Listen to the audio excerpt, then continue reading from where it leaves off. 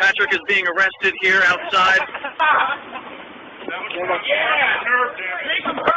Well, it's April 15th, 2009, 2 days after the big events in Keene, New Hampshire, where 7 liberty activists were charged for refusing to follow orders they considered unacceptable.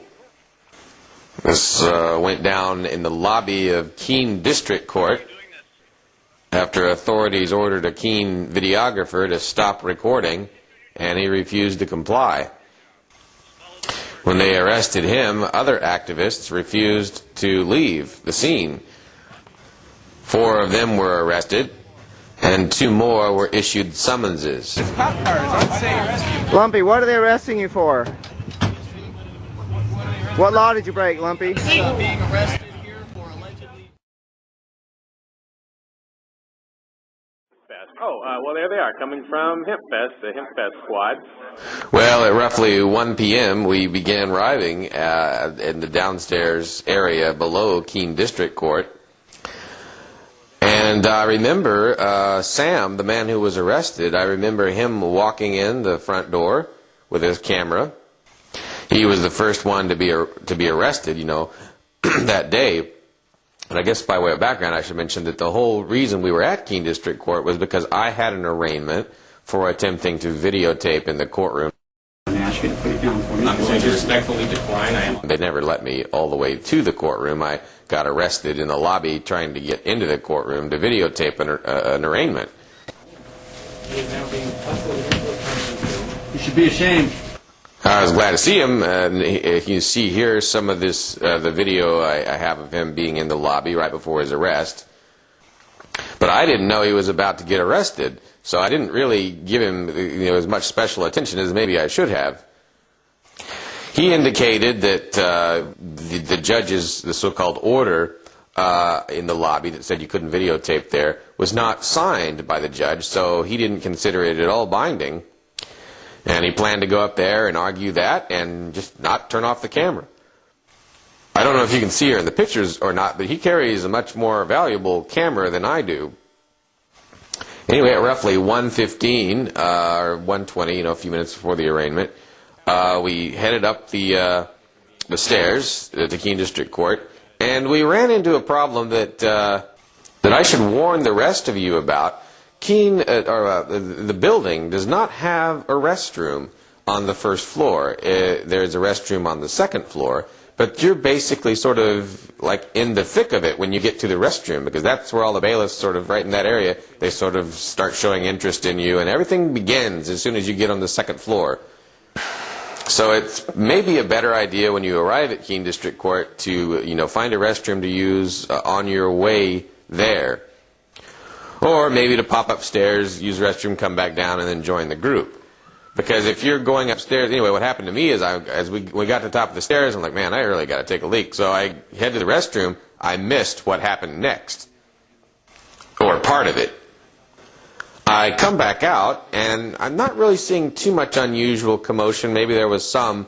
And then I'm kind of walking toward the bailiffs, toward the metal detector, and I hear this screaming or yelling, like someone's in pain.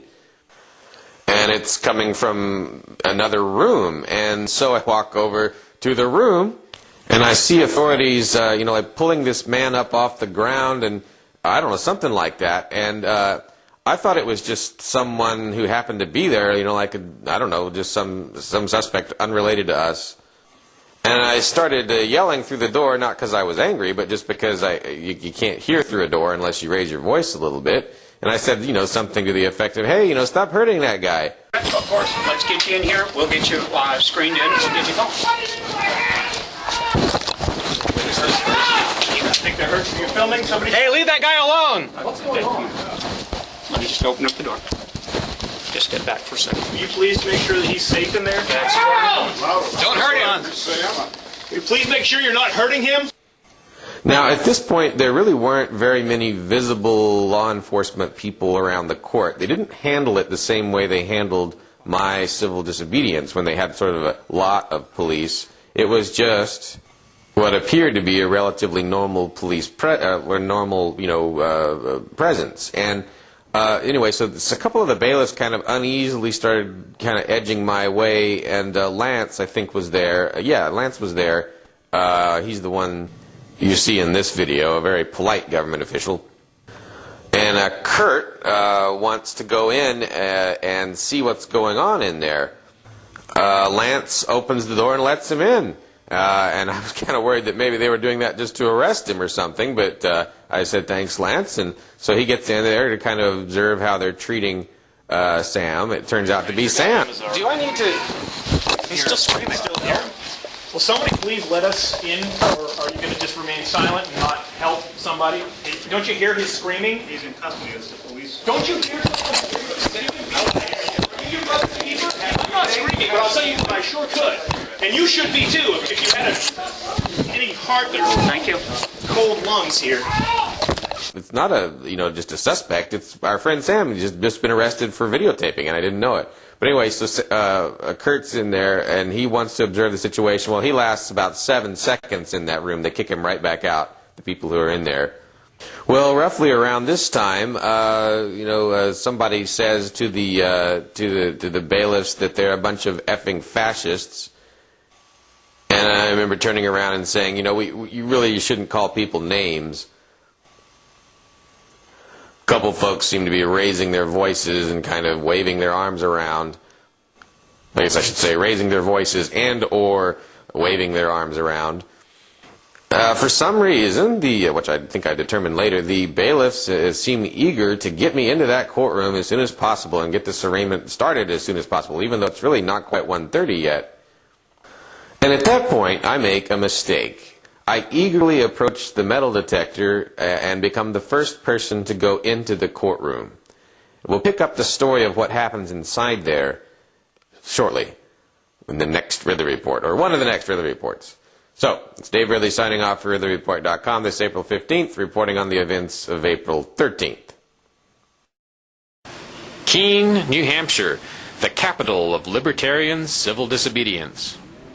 The folks over at freekeene.com believe this is the place you should be if you believe in peaceful non-cooperation. freekeene.com invites you to the beautiful hills of western New Hampshire and invites you to join their peaceful evolution. freekeene.com